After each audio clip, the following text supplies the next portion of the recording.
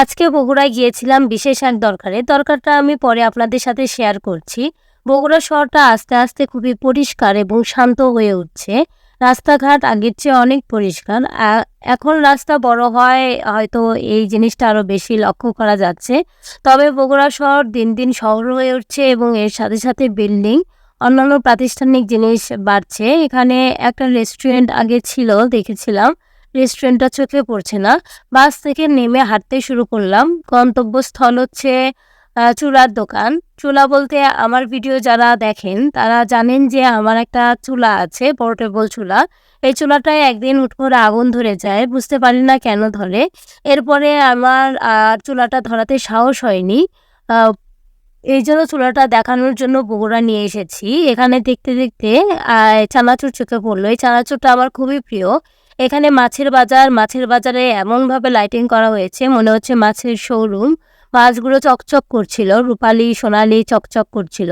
এরপর চলে আসলাম লাইন বাজারে। এখানে বিভিন্ন ধরনের দোকান আছে, শাকসবজি থেকে শুরু করে মাংসের, এরপরে বিভিন্ন রকমের যা নেবেন সবই। এই বেলগুলো আগে আমরা দুর্গাপুজোতে খেতাম, কিন্তু এখন এগুলো সারা বছরই পাওয়া যায়। এখানে বস্তায় বস্তায় বিস্কুট রেখে দিয়েছে। এই বিস্কুটটা আমার খুবই প্রিয়। এখানে খাঁচি খাঁচি ডিম রেখেছে এবং কলা। চুলার কাজ শেষ। চুলার কি হলো আমি পরে বলছি। হাঁটতে হাঁটতে চলে গেলাম সিরামিক্সের দোকানে। ভাবলাম একটা খাওয়ার প্লেট নিই। আমি অনেকদিন হলে প্লেট নিতে চাচ্ছিলাম, তবে নেওয়া হয়নি। আজকে যখন এসেছি নিই। এই প্লেটটা খুব পছন্দ হয়েছিল, কিন্তু লাস্ট অব্দি এটা নেওয়া হয়নি। কোনটা নেওয়া হয়েছে আমি দেখাচ্ছি। এই বাদামগুলো আমি অনেক ভিডিওতে দেখেছি, কখনো খাওয়া হয়নি। আজকে একটা নিয়ে নিলাম 20 টাকা দিয়ে। এরপরে বগুড়ায় আসবো আর ফুচকা খাবো না তা কি হয়? বগুড়ায় আসলে ফুচকা খেতেই হবে। আমি যখনই আসি তখনই মামাদের থেকে শুনি আপনারা ফুচকা কিভাবে বানান। বাসায় এসে ভাবি যে বানাবো, কিন্তু আর সাহস হয় না। যদি তাদের মতো না হয় তাহলে শুধু শুধু নষ্ট হবে।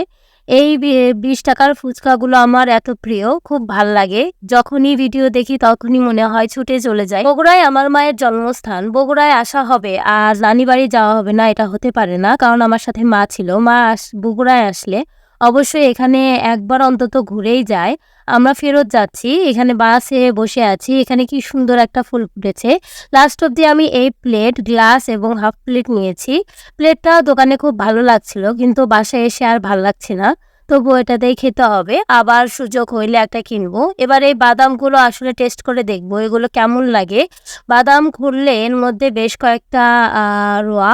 এই একটা যদি ছেলা হয়, ওপরে একটা কালো আস্তরণ, এরপর একটা সাদা আস্তরণ। সাদা আস্তরণটা তুললে একেবারে লিচুর বিচির মতো দেখতে। এটাকে চাকু দিয়ে কাটার পর এটার উপরে একটা চামড়া আছে, এই চামড়াটা উঠে যায়। উঠে যাওয়ার পর ভেতরের যে অংশটা, এটা দেখতে একদম বাদামের রোয়ার মতো। এই জন্য এটার নাম হয়তো বাদাম রাখা হয়েছে। এটার আসলে কি নাম এটা কিন্তু আমি জানি না। আপনারা কেউ জেনে থাকলে অবশ্যই কমেন্ট করবেন এবং এটার স্বাদ কেমন জানাবেন। আমার কাছে অনেকটা নারকেলের মতো লেগেছে। বগুড়া থেকে এই ব্যাগটা নিয়েছি। ব্যাগটার দাম কত হতে পারে আপনারা কমেন্ট করবেন অবশ্যই। এরপর একটু পাঁপড় নিয়েছি। এইটা এক ধরনের পাঁপড়, এটাও এক ধরনের পাঁপড় নিয়েছি। এরপর পপকর্ন নিয়েছি। এগুলো কিন্তু সবই 20 টাকা করে।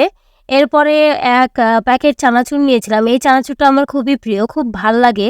এরপরে হচ্ছে আলুর পাঁপড় খেয়েছিলাম এবং লাস্টের এই পিঠাটার নাম কে জানে। এটা এদিকে টেস্টি বড়া হিসেবে প্রচলিত এবং খেতে খুবই টেস্ট। কেউ খেয়ে থাকলে অবশ্যই স্বাদ কেমন লেগেছে আপনার কাছে জানাবেন। ভিডিওটি দেখার জন্য ধন্যবাদ। অবশ্যই লাইক, কমেন্ট, শেয়ার এবং সাবস্ক্রাইব